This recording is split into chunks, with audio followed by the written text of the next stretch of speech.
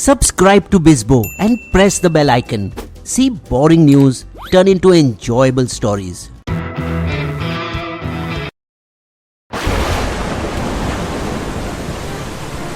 The captain of Pappa 305, Balwinder Singh, checked his life jacket one final time.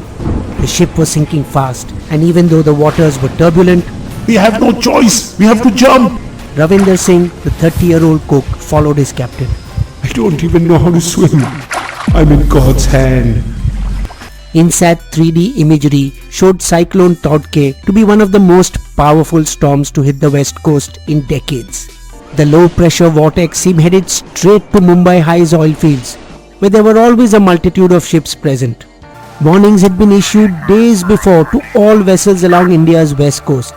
Come in, Barge 305. This is Commandant General of Coast Guard, Anand Badola. Cyclone Tauktae is advancing closer to the Mumbai coast. All vessels are advised to come back to the harbour. Barges are flat-bottom boats that generally transport coal, sand, soil or dredge material from offshore construction sites. They can also be converted into hotel-like living quarters, as Pappa 305 was, with 261 personnel permanently living on board, working on oil rigs and offshore drilling projects. When they saw the barge was not heading back home, many approached the captain. Our families are worried. I'm hearing the storm is fierce. But eventually decided to put their faith in the captain's experience. We have 8 anchors holding us. I think that's more than sufficient to weather this storm. The maximum wind speed was estimated to be 40 knots, just good enough to be classified as a hurricane. A further point of safety was that the barge location was 120 nautical miles away from the eye of the storm. Another factor that could have influenced his decision was that he had no ride home. Converted barges such as Pappa 305 don't have an engine and have to rely on tugboats to take them from one place to another. And their assigned tugboat Nov was some 16 nautical miles away and not in any position to come to its rescue. So while over 90 vessels frantically made their way to safety on shore, Pappa 305 was among the 243 fixed and 99 floating installations that stayed put. Though a second warning came 2 days later, he had no option but to ignore it, even if he knew that staying was risky. But as a safety precaution, he decided to moor his vessel 200 meters away from the oil platform to avoid crashing into it in a worst case scenario. Because by this time, the storm had taken a more ominous shape, with wind speeds going from the predicted 40 nautical miles per hour to as high as 80 to 90 nautical miles, and was fast approaching Mumbai High with waves as high as 5-story buildings. So rough was the sea that anchor after anchor of Pappa 305 began snapping, and by midnight of the 16th, only 2 remained. Pappa 305's second SOS at 9:15 am on the fateful May morning, "Help!"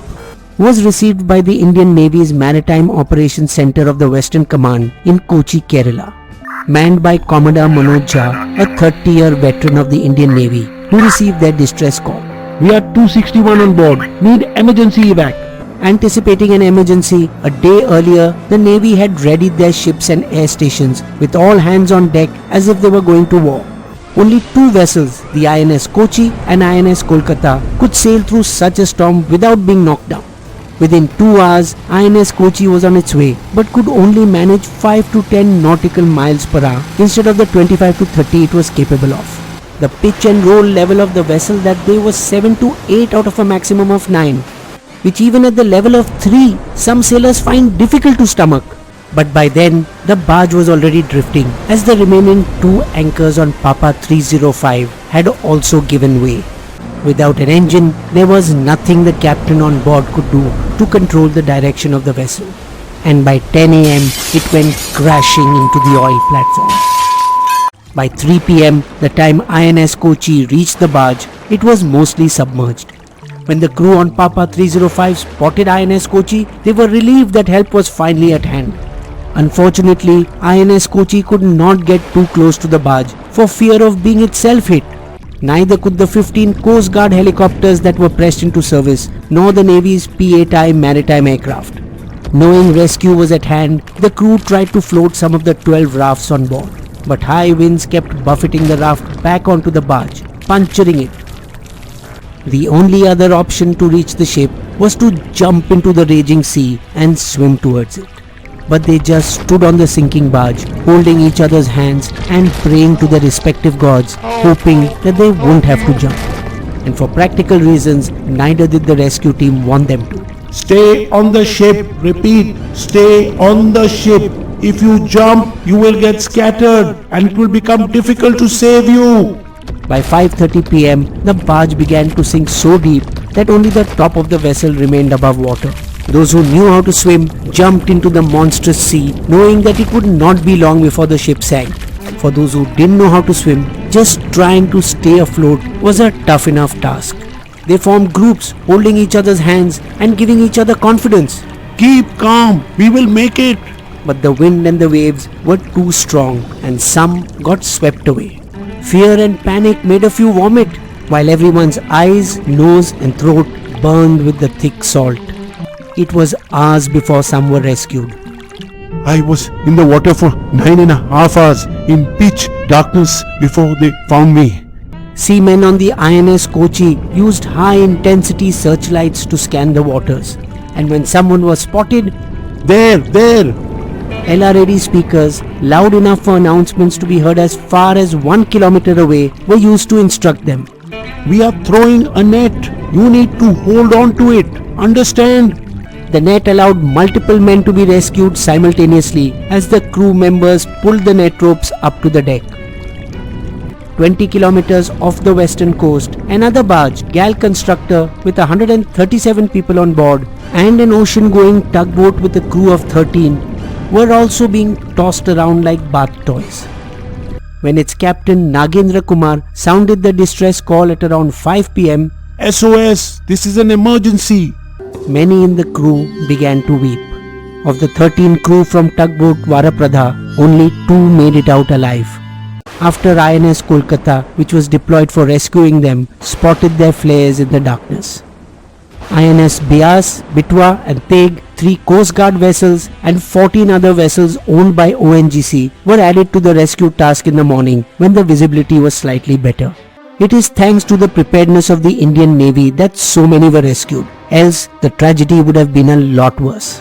Since 243 fixed and 99 floating installations and almost 7,000 of the 7.5 personnel out at sea weathered the cyclone, why did a few face problems? Firstly, the assigned tugboat of Pappa 305 was obviously tugging something else to be 16 nautical miles away. Was it given more tasks than it could handle? Then that is a poor management issue. Secondly, 8 anchors popped, safety rafts got punctured. They all point to poor quality of material.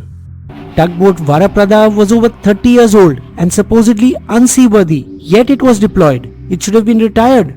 Barge 305's first distress call hours earlier remained unanswered. Was there a communication lapse? Help! It is also understood that the Doppler radar at Mumbai was not operational and Met officers were relying on readings from Panjim and Bhuj to track the cyclone. Unfortunately, the meteorological infrastructure on the western coast is not on par with India's eastern coast, which sees a greater number of cyclones. While the west has 5 Doppler radars, the eastern coast has 8. Cyclone Man of India M. Mohapatra wants to remedy this situation. We will make the 2 coasts at par very soon. They need to be quick about it. Tauktae was Mumbai's 4th brush with a cyclone in the last 5 years, After Nisarga, Vayu and Oki. Weather patterns are changing, whether due to global warming or otherwise, and we must plan for weather irrationality in the future. Bisbo's limerick. Trapped on a sinking barge, they faced a difficult decision, whether to jump in the rough seas or maintain position. But thank God for the armed forces and their multiple resources. Were it not for their preparedness, there would have been many a derision. Subscribe to Bisbo and click on the bell icon to get notified whenever Bisbo releases a new video. Sources of all our information is listed in the video description section.